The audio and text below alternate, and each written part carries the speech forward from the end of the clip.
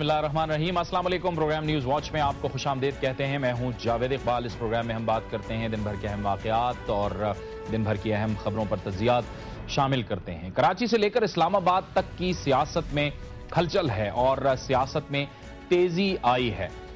हम देख रहे हैं कि कल से सिंध असम्बली का इजलास शुरू हो रहा है और अब सिंध असम्बली के इजलास में एक नई तरतीब सामने आएगी जिसमें पहली बार हुकूमत को एक सख्त ऑपोजिशन का सामना करना पड़ेगा। इसके साथ साथ इस इक़दाम के बाद कि सिंध हुकूमत ने कमिश्नरी निज़ाम राइज किया है और बल्दियाती निज़ाम को ख़त्म कर दिया है जिस पर मुत्तहिदा कौमी मूवमेंट ने अपने तहफ़्फ़ुज़ात ज़ाहिर किए थे, लेकिन इससे पहले ही आज़ाद जम्मू कश्मीर के हवाले से जो इलेक्शन थे उस पर अपने तहफ़्फ़ुज़ात का इजहार करते हुए मुत्तहिदा कौमी मूवमेंट पहले ही हुकूमत से अलग हो चुकी थी। दूसरी जानिब मुस्लिम लीग नून जो कि अपोजिशन है, अपोजिशन की बड़ी जमात है, उससे भी मुत्तहिदा कौमी मूवमेंट के राब्ते हुए थे, लेकिन जमात इस्लामी और तहरीक इंसाफ और जमीयत उलमा इस्लाम फजलुर रहमान की तरफ से तहफ़्फ़ुज़ात का इजहार किया गया था और यह कहा गया था कि अलायंस तब बनाया जाएगा जब पहले बातचीत की जाए।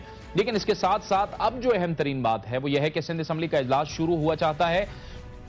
जाम मदद अली जो कि ऑपोजिशन लीडर थे उन्होंने पहले ही अपना इस्तीफा दे दिया है। स्पीकर सेक्रेटेरिएट में जमा करवा दिया गया है उनकी तरफ से इस्तीफा। वजह यह है कि मुत्तहिदा कौमी मूवमेंट के लिए ऑपोजिशन की राय हमवार किए जाएं और मुत्तहिदा कौमी मूवमेंट ऑपोजिशन में आकर बैठे। और आज तक यानी आज तक की तारीख में अभी तक मुत्तहिदा कौमी मूवमेंट के न तो सूबाई असम्बली के अंदर जो उनके वज़रा हैं उनके इस्तीफे कबूल किए गए हैं और ना ही विफाकी सतह पर इस्तीफे कबूल किए गए हैं। दूसरी जानिब पाकिस्तान मुस्लिम लीग के सरबराह चौधरी शुजात हुसैन कराची पहुंच रहे हैं और उनकी भी 90 में मुत्तहिदा कौमी मूवमेंट की राब्ता कमेटी से मुलाकात होगी। इसके साथ साथ दानियाल अजीज रवाना हुए हैं और वो भी कराची पहुंच रहे हैं और कल शायद उन्होंने इजलास बुलाया है। सिंध के जो नाज़मीन थे, जो साबिका नाज़मीन थे, उनका इजलास बुलाया है कमिश्नरी निज़ाम के हवाले से जो उनके तहफ़्फ़ुज़ात हैं। यह है अहम तरीन राय। लेकिन सिंध के नए जो होम मिनिस्टर हैं यानी वज़ीर दाखिला मियां मंजूर वस्सान, वो इंतहाई पुरुमीद हैं कि वो कराची के हालात को दुरुस्त कर पाएंगे, कराची में अमन व अमान कायम कर पाएंगे, लेकिन इसके लिए उन्हें एक महीना चाहिए। मियां मंजूर वस्सान क्या कहते हैं, आइए आपको उनकी ये बात सुनवाते हैं। पहले मुझे अमन भी कायम रखना है, क्यों लड़ रहे हैं वजह भी देखनी है। तो उसके लिए ये अगर मैं कहूँ कि 2 घंटे में काम हो जाएगा तो मेरे लिए मैं दुश्वारी होगी। मैं तो फ्रेंकली कहता हूँ आप तो कम से कम 1 महीना तो दे दीजिए यार, गरीब आदमी को 1 महीना तो दीजिए मजलूम को। बाकी अब मैं वो तकड़ा नहीं हूँ, डंडा वंडा मेरे पास नहीं। आज वो पहुंचे हैं इस्लामाबाद और इस्लामाबाद एयरपोर्ट पर भी मीडिया से उन्होंने गुफ्तगू की और उनका कहना था कि उनके पास भी कोई जादू की छड़ी या अलादीन का चिराग नहीं है, उनके पास अमन की छड़ी है। उनका कहना था कि कराची में अमन व अमान खराब करने वालों के खिलाफ जरूर ऑपरेशन होगा। वो ये भी कहते हैं कि उन्होंने जब से यह ओहदा संभाला है कराची में टारगेट किलिंग रुक गई है। पाकिस्तान की सियासत किस रुख जा रही है और क्या कुछ होने वाला है आइंदा दिनों में, यही है आज का अहम तरीन सवाल। और इसी पर गुफ्तगू करने के लिए आज हमें कराची से ज्वाइन किया है जमात इस्लामी के रहनुमा जनाब मेराजुल हुदा सिद्दीकी ने। हमारे साथ टेलीफोन लाइन पर मौजूद होंगे पीपल्स पार्टी के रहनुमा जनाब अब्दुल कादिर पटेल और हमारे साथ इस्लामाबाद स्टूडियोज में तशरीफ रखते हैं मुस्लिम लीग नून के सीनियर रहनुमा जनाब सेनेटर मुशाहिदुल्लाह खान। खान साहब, आपको भी खुशामदीद कहते हैं और तमाम मेहमानों को हम अपने इस प्रोग्राम में खुशामदीद कहते हैं। मेराजुल हुदा साहब, सबसे पहले आपकी तरफ आना चाहेंगे। हमने देखा कि गुज़िश्ता रोज पीर मजहरुल हक साहब की जानिब से यह कहा गया कि कराची का गवर्नर जमात इस्लामी से भी हो सकता है, यानी नेमतुल्लाह खान साहब भी हो सकते हैं। ये क्या कुछ हो रहा है कराची में? सबसे पहले तो मैं ये बात कहना चाहूँगा कि शहर कराची के जो सूरत हाल है वो पूरे मुल्क के लिए इंतहाई तशवीशनाक है। जिस तरह यहाँ पर गरीबों का खून बहाया जा रहा है, इंसानों को कत्ल किया जा रहा है, बदअमनी का सिलसिला है। और ये सूरत हाल ना तो एक दिन में पैदा हुई है, ना चंद घंटों में पैदा हुई है, ना चंद हफ्तों में पैदा हुई है, बल्कि एक तवील अरसे से ये सिलसिला है। और मुझे हैरत है कि आज भी हुकूमती ज़िम्मेदारान ये कह रहे हैं कि हमारे पास कोई जादू की छड़ी नहीं है। भाई कराची को अमन चाहिए है और कराची का अमन पूरे मुल्क के लिए अहमियत रखता है। ये मुल्क का मुआशी हब है और पाकिस्तान की मईशत के अंदर इसका हिस्सा 69% है, 69% है। शहर कराची के अंदर गरीबों को, मजलूमों को, जिनको कत्ल किया जा रहा है, अगर महफूज नहीं किया गया तो मैं बिल्कुल यकीन से कहता हूं कि ऐवानों में बैठने वाले भी महफूज नहीं रह सकेंगे। दूसरी बात जो आपने सवाल किया है कि हुकूमत जो है वो इस सूरत हाल के अंदर न जाने किस रास्ते पर चल निकली है, और अगर उसने कोई तजवीज़ जमात इस्लामी को दी भी है तो संजीदगी से तो कोई तजवीज़ सामने नहीं आई है। लेकिन मैं ये समझता हूँ कि जिस किस्म की तजवीज़ दी गई है इससे सूरत हाल के अंदर ना तो कोई फ़र्क पड़ने वाला है, और ना हम ये समझते हैं कि इस सारी सूरत हाल में जमात इस्लामी किसी को कांधा देने के लिए इस गाड़ी के अंदर सवार हो जाए। और हम ये समझते हैं कि जो जमहूरी रवैया है, जो जमहूरी तरीक़ा है, जिस तरीक़े से चीज़ों को लेकर चलना चाहिए, इन 3-3.5 सालों के अंदर तो ये होता रहा कि जो कातिल इस शहर में गिरफ्तार भी हुए, टारगेट किलर्स पकड़े गए, उनके बारे में ये तय कर लिया गया कि उनकी पार्टी एफिलिएशन का ऐलान नहीं किया जाएगा। ये कितना बड़ा सितम है कि लोग कत्ल होते रहें और टारगेट किलर्स अगर पकड़े जाएं तो उनकी पार्टी एफिलिएशन भी ना बताई जाए। मैं ये समझता हूं कि ठीक है, अब्दुल कादिर साहब भी हमारे साथ हैं। अब्दुल कादिर पटेल साहब को भी गुफ्तगू में शामिल करते हैं। कादिर पटेल साहब, ये जो मौजूदा इक़दामात उठाए इससे तो बेहतरी आई सिंध हुकूमत की जानिब से इस वक्त कराची के अंदर, कितने पुरुमीद हैं आप? क्योंकि हम देखते हैं कि ये कुछ ही अरसे बाद ये फिर इस किस्म के हालात बन जाते हैं। हाँ जी, ये लहर आती रहती है और मेराज भाई की मैं आखिरी बात से मुत्तफिक हूँ कि वाकई इसलिए नहीं बताए गए उन कातिलों की पार्टी एफिलिएशन के, इससे सियासी इंतशार फैल सकता था और पॉलिटिकल पार्टी से कोई ना कोई कातिल अपनी एफिलिएशन जाहिर करता है लेकिन पॉलिटिकल पार्टी उसको ऑन नहीं करती, तो ये एक तरह से फिर कंफ्यूजन बन जाता है। लेकिन ये बात बिल्कुल ठीक है कि टारगेट किलर्स गिरफ्तार हुए बड़ी तादाद में और उन्होंने एक एक ने कोई 25-25, 30-30 मर्डर किए हुए थे, तो ये बात इनकी मैं ठीक मानता हूँ। देखिए, ये डिस्ट्रिक्ट जो बहाल हमने किए हैं 5 कराची के ज़िले निज़ाम, ये एक देरीना मुतालबा था। चूँकि MQ हमारे साथ कोalition में थी और क्यों कोई भी काम हम उनकी राय के बगैर, मशवरे और रजामंदी के बगैर नहीं कर रहे थे, लेकिन ये रोज़ अव्वल से हमारा मुतालबा भी था। उनसे हमारी इस पे कई मीटिंग्स हुई, कई बार हमारे डायलॉग्स हुए, तो हम उनको इस पर कन्विंस करने की कोशिश कर रहे थे शुरू दिन से, लेकिन हमारे दोस्त इस पर बज़िद थे। लेकिन इसके बरक्स पाकिस्तान पूरे में ये निज़ाम राइज हो चुका था। तो अब चूंकि ये एक डिक्टेटर ने किसी मखसूस तबके को खुश करने के लिए एक सिटी डिस्ट्रिक्ट गवर्नमेंट यानी पाकिस्तान और फिर उसके बाद सूबा और फिर शहर में भी एक अलग हुकूमत बनाकर दे दी थी, तो ये किसी तरह भी जायज़ या मुनासिब बात नहीं थी। लेकिन चूंकि एक कोalition था जो आपने देखा कि कुछ ही रोज पहले खत्म हुआ, तो इसको मजीद भी कुछ टूल दे दी गई। और तीसरी बात ये कि देखिए, आपने कहा कि ये एक तेजी है, गर्मा गर्मी है, मैं इसको दूसरी नज़र से देखता हूँ कि ये हमारी तरफ से एक तो ओपन डायलॉग रहे हैं सबके साथ, और इस वक्त भी जिस तरह आपने जिक्र किया कि चौधरी शुजात भी बात कर रहे हैं MQM से, और कोई चीज़ भी किसी तरह आउट ऑफ वो नहीं है पॉसिबिलिटी, हर चीज़ मुमकिन है इस वक्त भी, क्योंकि हम नहीं समझते कि किसी भी झगड़े को आप साथ लेकर, या मैं समझता हूँ कि किसी भी इंतशार की तरफ हमें जाना चाहिए, ज़्यादा से ज़्यादा बनने की बात होनी चाहिए, तो उस पर हम कायम हैं। लेट्स सी, इंशाल्लाह बेहतरी की उम्मीद है और नए होम मिनिस्टर आए हैं। और लेकिन एक चीज़ मैं अर्ज़ करूँगा कि कराची और हुकूमत, ये दोनों हमेशा से ट्रैक रिकॉर्ड अगर आप देखें तो हुकूमत जिसकी भी हो, कराची में एक मुख्तलिफ सूरत हाल रहती है, तो उसको भी मद्देनजर रखना होगा। तो नई तब्दीली है, नए लोग हैं, एक लहर आती है, मैं इससे मुत्तफिक हूँ, और बहुत बहुत भारी नुकसान होता है, खुदा करे कि ना हो, लेकिन ये होता आया है। और ये कैसे होता है, ये कोई ज्यादा बहस तलब बात है नहीं। हम कोशिश करते हैं कि नुकसान कम से कम हो, लोगों को मिलाकर रखें।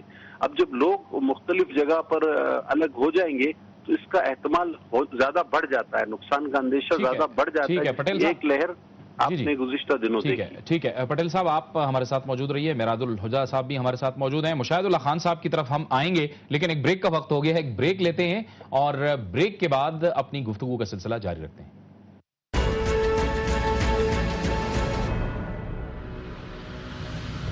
प्रोग्राम न्यूज़ वॉच में एक बार फिर नाज़रीन आपको खुशामदीद कहते हैं। हमारे साथ मौजूद हैं कराची से जमात इस्लामी के रहनुमा मिराजुल हुदा सिद्दीकी साहब, अब्दुल कादिर पटेल पीपल्स पार्टी के रहनुमा, और इस्लामाबाद स्टूडियोज़ में हमारे साथ मौजूद हैं सेनेटर मुशाहिदुल्लाह खान। खान साहब, अब ये जो सूरत हाल अब हो रही है, इसमें हमने देखा था कि मुत्तहिदा कौमी मूवमेंट जब हुकूमत से बाहर आई तो आपके साथ उसकी बातचीत हुई और असम्बलियों की सतह पर एक इत्तेहाद तो बहरहाल बना और ग्रैंड अलायंस की बड़ी बातें हो रही थी। वो ग्रैंड अलायंस ग्रैंड तो नहीं हो गया कहीं, जो इस वक्त सूरत हाल आप देख रहे हैं? जी, बिस्मिल्लाह रहमान रहीम। देखें जी, बात ये है, असल में मैं बहुत ही आसान अल्फाज में आपको आपके तवज्जुह से आवाम को बात समझाना चाहता हूँ। देखें, MQM जो है वह ट्रेजरी बेंच पे बैठी हुई थी, वहाँ से उठ के अपोजिशन बेंच में आ गई। ठीक है, ट्रेजरी बेंच में थी तो ज़ाहिर है पीपल पार्टी के साथ थी, हुकूमत में थी।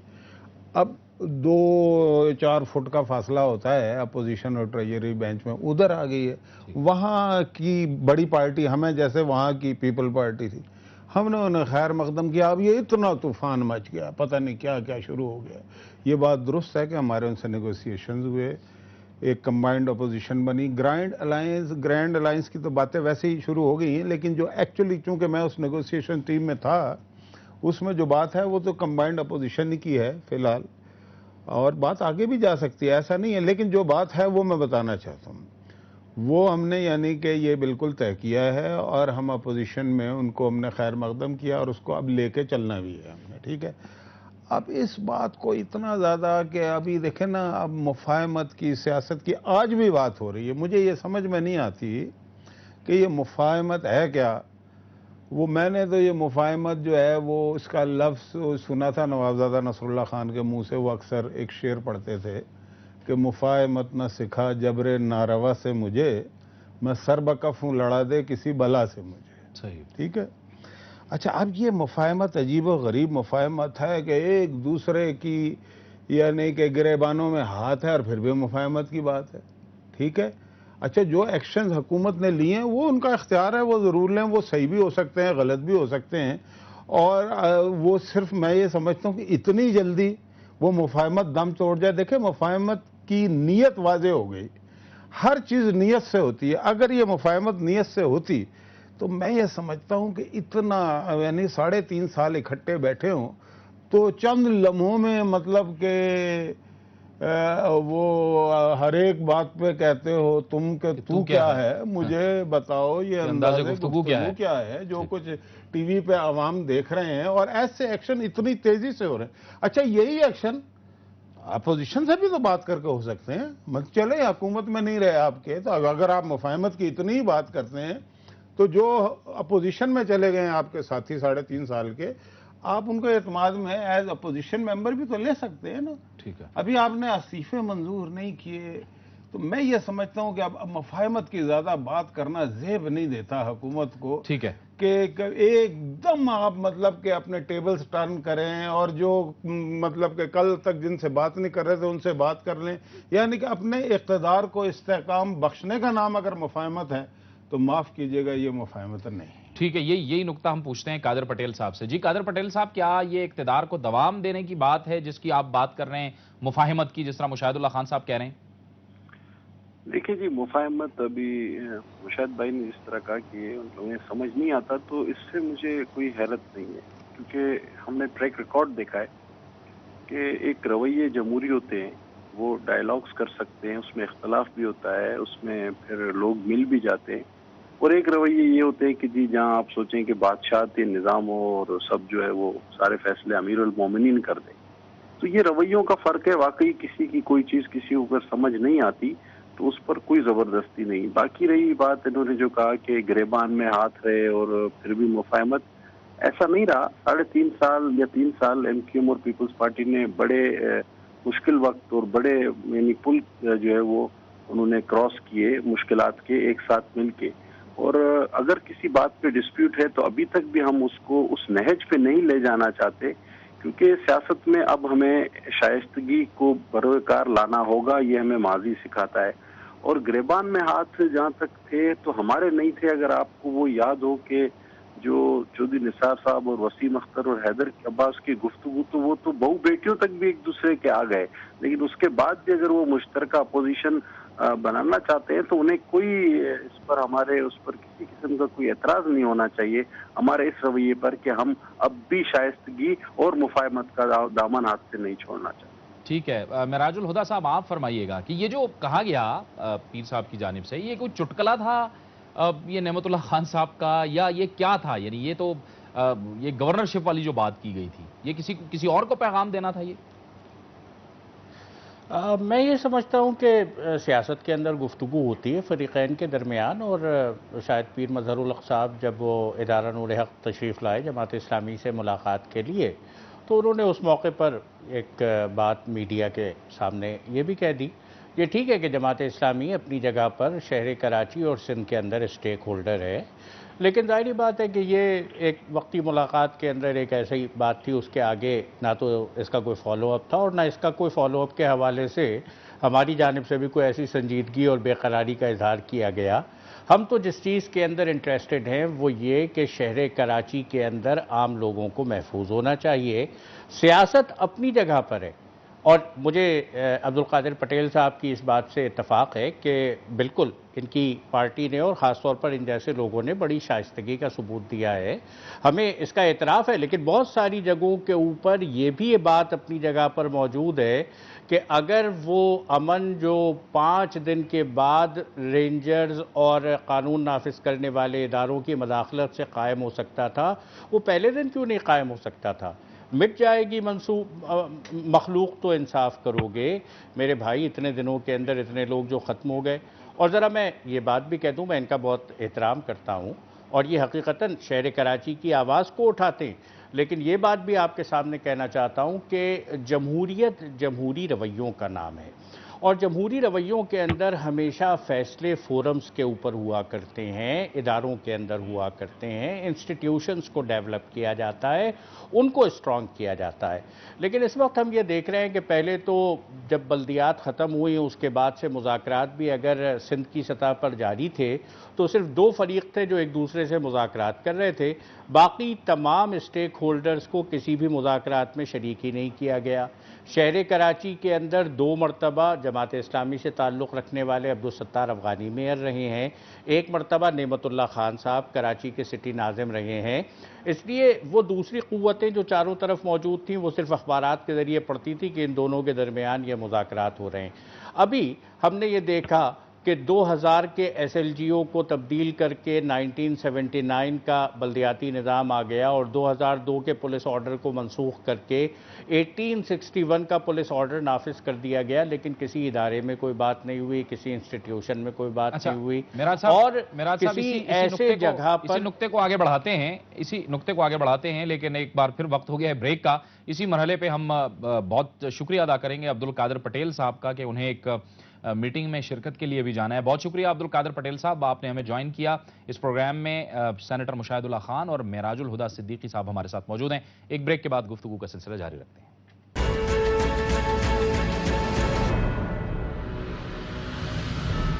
प्रोग्राम न्यूज़ वॉच में नाज़रीन एक बार फिर आपको खुशामदीद कहते हैं, और प्रोग्राम के इस मरहले में चूंकि हमारे साथ पहले से मौजूद हैं मेराजुल हुदा सिद्दीकी कराची से और सेनेटर मुशाहिदुल्लाह खान मुस्लिम लीग नून के सीनियर रहनुमा, हमें गुफ्तगू में अभी ज्वाइन किया है मुत्तहिदा कौमी मूवमेंट के रहनुमा और साबिक वजीर सेहत सिंध जनाब डॉक्टर सगीर अहमद ने। डॉक्टर साहब, आपको खुशामदीद कहते हैं अपने प्रोग्राम में। जी बहुत शुक्रिया।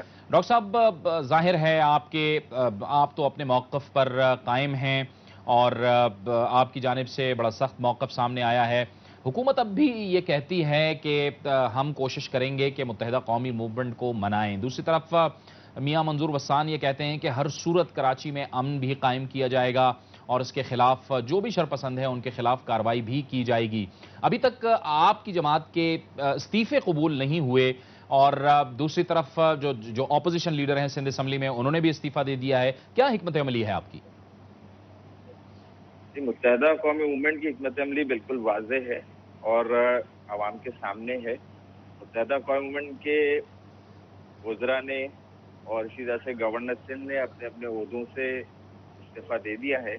और बात यह है कि गवर्नमेंट से हम ये बात बारहा कर चुके हैं कि हमारे इस्तीफों को कबूल कर लिया जाए और हमने अपोजिशन में नशिस्तों के लिए भी दरख्वास्त स्पीकर सिंध असम्बली को जमा करवा दी है और ज़ाहिर कल इजलास शुरू होने जा रहे हैं।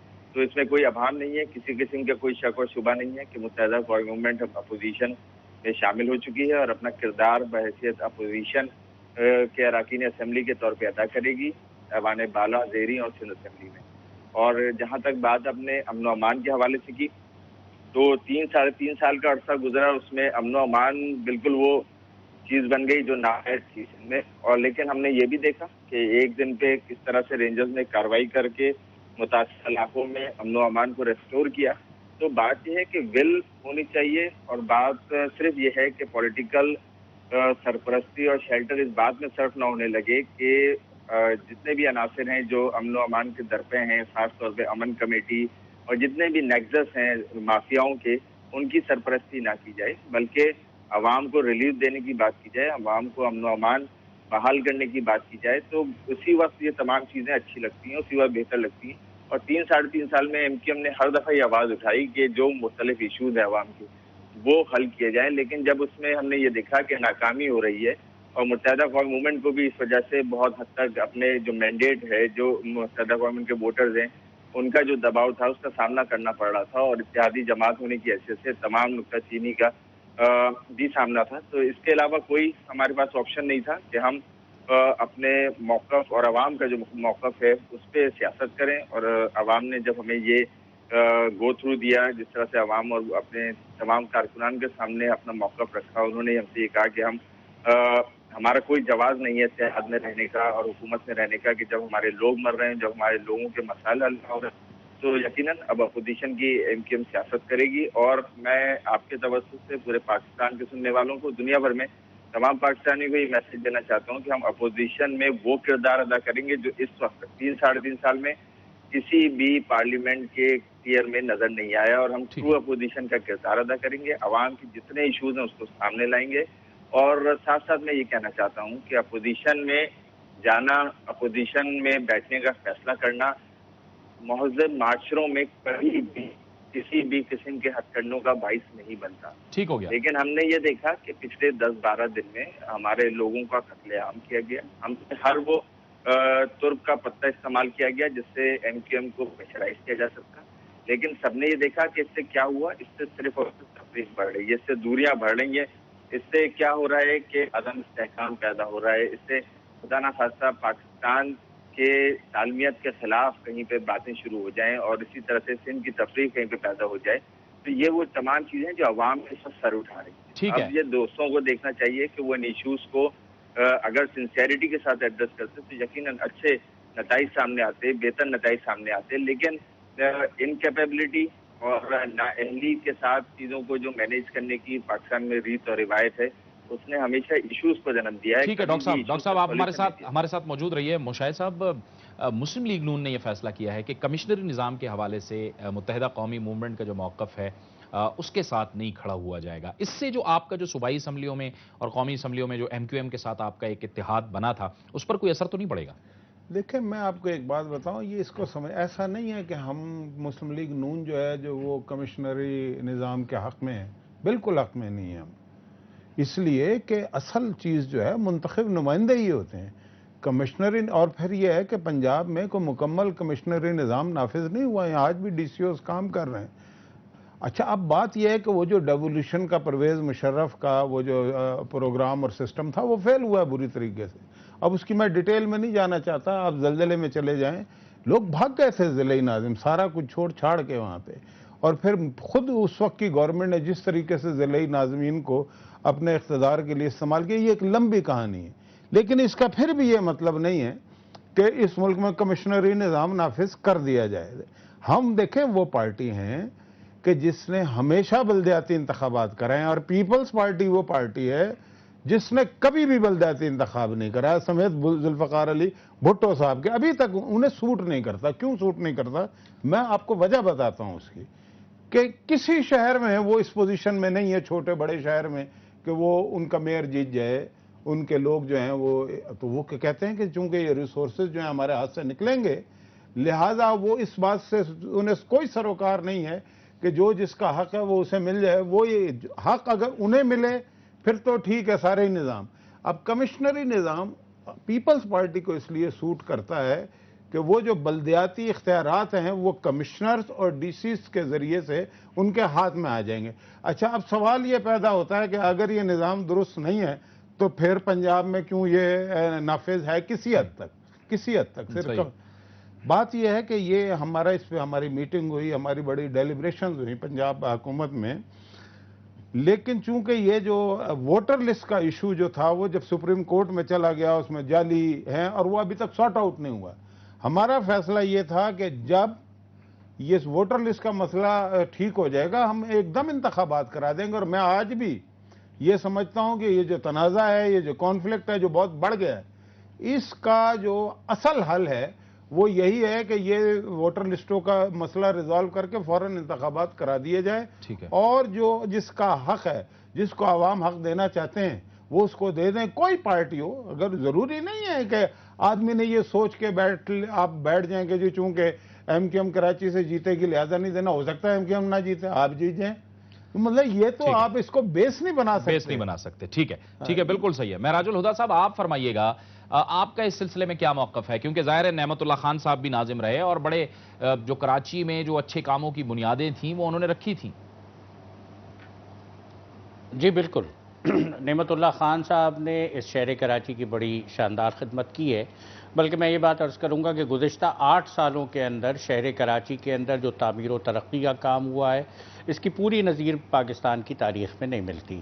لیکن جس طریقے سے یہ فیصلہ ہمارے سامنے آیا ہے، یکایک ون فائن مارننگ یہ اطلاع ملی کہ 2000 والا بلدیاتی نظام ختم ہو گیا اور 2002 والا، تو پہلی بات تو میں نے آپ کے سامنے وہی کہی تھی کہ کوئی ادارہ، کوئی فورم اگر اس کا نام لیا جائے کہ اس فورم کے اندر یہ فیصلہ ہوا، جمہوریت فورمز کے فیصلوں کے ساتھ چلتی ہے، فرد واحد کے فیصلوں کے ساتھ نہیں چلتی۔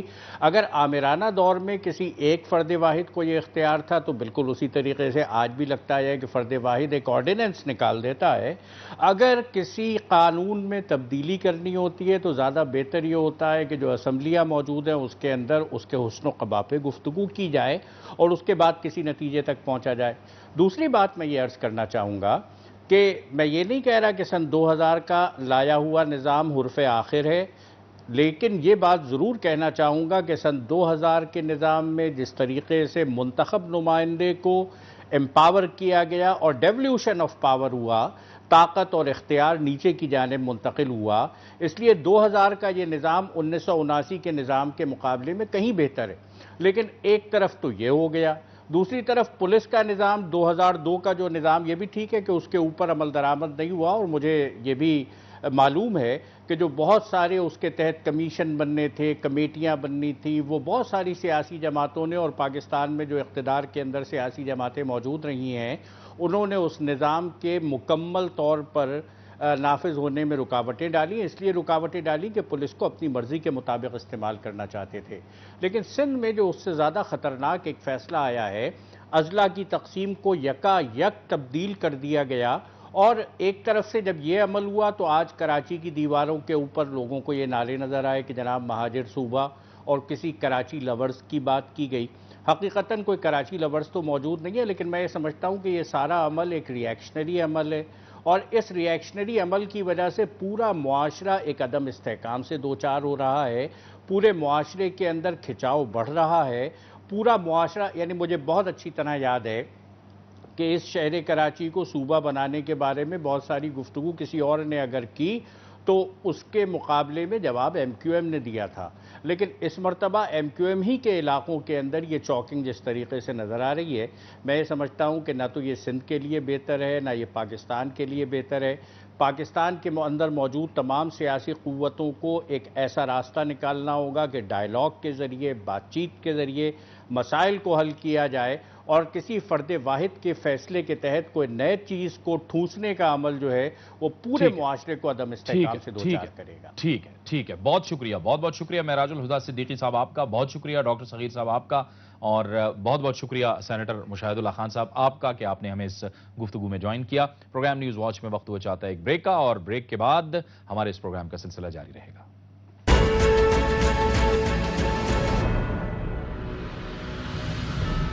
پروگرام نیوز واچ میں ناظرین آپ کو ایک بار پھر خوش آمدید کہتے ہیں۔ پاکستان کی سیاست کے اندر جو تیزی آئی ہے یہ کتنی فطری تیزی ہے، یہ ہے ایک اہم ترین سوال، اور اسی پر ہم تجزیہ لیں گے اور رائے جانیں گے پاکستان کے ممتاز سینئر صحافی اور سینئر تجزیہ کار جناب نذیر ناجی سے، جو اس وقت ہمارے ساتھ ٹیلی فون لائن پہ ہیں۔ بہت شکریہ ناجی صاحب۔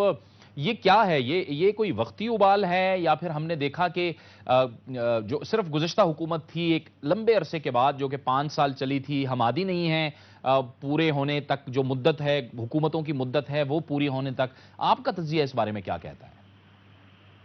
جی میں تو اس کو بہت انفارچونیٹ کہوں گا، کیونکہ اس وقت جو حالات ہیں ملک کے گرد و نواح کے ریجن کے، وہ جس سمت میں جا رہے ہیں اور جو ایک ابال اور ابھار پیدا ہو رہا ہے ہمارے سرحدوں پر اور ہمارے پڑوس میں، اس کے ہوتے ہوئے پاکستان کی سیاست کا رخ بالکل دوسری طرف ہے۔